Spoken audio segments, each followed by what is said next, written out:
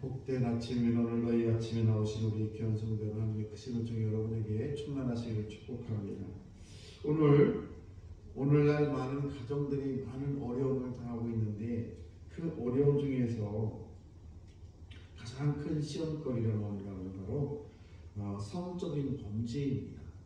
가정이 성적으로 남자가 됐든 여자가 됐든 그런 범죄를 범하게 되면 이제 가정이 파괴가 되고 여러 가지 어려움을 만나게 되는데 그것뿐만 아니라 가정이 이렇게 됨으로 인해서 교회도 큰 문제가 되고 또 사회적으로 큰 문제가 되는 것을 알 수가 있습니다. 가끔 이제 교회에 청년들이 많고 그러다 보면 청년들 간의 여러 가지 성적인 문제, 이성의 문제 이런 것 때문에 교회가 분란이 있을 수도 있습니다.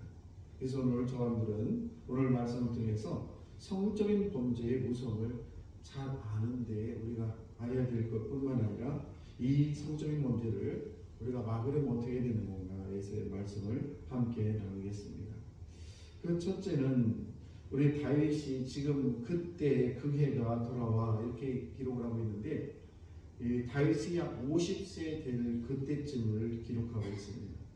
다윗이 한 50세쯤 되었을 때에 날에 큰 전쟁이 있습니다. 1절 말씀 보시게 되면 그 해가 돌아와 왕들이 출전할 때가 되매 다윗이 요압은 이스라엘 장군이죠. 요압과 그에게 있는 그의 부하들과 온 이스라엘 군대를 보내니 그들이 암몬 자손을 멸하고 랍바를 에워쌌고 다윗은 예루살렘에 그대로 있더라. 이렇게 기록을 하고 있습니다.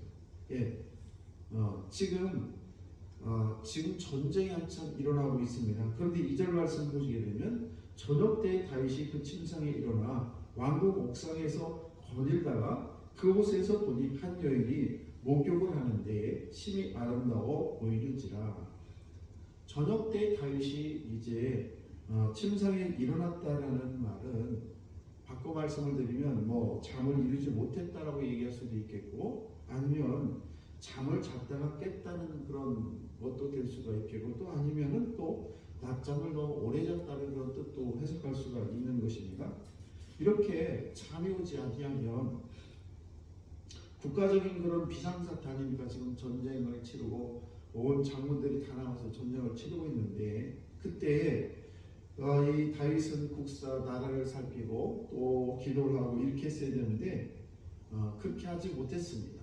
죄는 언제 찾아오는가? 되게 그냥 바쁘고 너무 힘들고 이럴 때는 죄가 찾아올 겨를이 없습니다. 그런데 한가하게 지내고 기도하지 않을 때 죄는 찾아오게 되는 것입니다. 그처럼 다윗이 국가적 그런 비상시기에 기도하지 않냐고 이제 파자마를 입고 왕궁 옥상을 이제 거닐다가 밧세바라는 그 여인이 목욕하는 장면을 보게 되죠. 사실 이 장면에서 다윗만 우리가 비난할 것은 아니다라는 것을 알 수가 있습니다. 왜냐하면 왕궁 옥상에서 보이는 곳에서 몸을 노출을 시키고 목욕을 하고 있는 그 밧세바도 굉장히 잘못이죠. 그래서 물론 여성들이 몸을 아름답게 단장하고 또 필요한 것들, 몸을 치장하는 것들 매우 중요합니다만 그러나 이런 것들이 너무 지나치게 그리고 많은 사람의 시선을 끄는 그런 복장은 좋지 않다는 것입니다. 그래서 자기 자신은 눈처럼 순결해 보이지만은 그러나 상대방이 그 여인을 봄으로 인해서 잘못 오해하는 그런 일이 돼서는 안 된다는 것입니다. 로마서 14장 13절 말씀을 보시게 되면 이렇게 말씀을 하고 있습니다.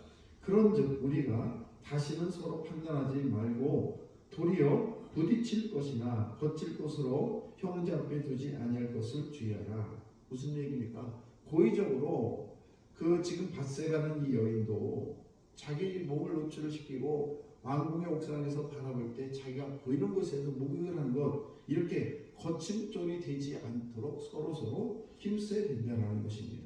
그래서 우리가 항상 내가 이 꼭 성적인 문제뿐만 아니라 어떤 일이 있어도 남에게 내가 거침돌이 되는 일이 없어야 된다는 것입니다. 제가 알고 있는 어떤 교회의 성가대에서 벌어진 실제적인 일이에요. 제가 그 교회에서 사역을 감당했다가 이제 안산에 예산에서 목회를 할 때 이런저런 이야기가 들려오게 되는데 그 중에 하나는 뭔가 하면 성가대가 이제 많죠. 큰 교회이기 때문에 성가대가 많은 대원이 많은데 남자 여자들이 많죠. 그리고 다 대부분 성가대원들이 물론 청년들도 있지만 이제 유부남 유부녀도 많이 있어요. 좀 나이가 드신 분도 계시고 그런데 아무튼 간에 그쪽에서 들려오는 이야기가 어떤 집사님하고 어떤 집사님하고 난리가 났다는 거예요.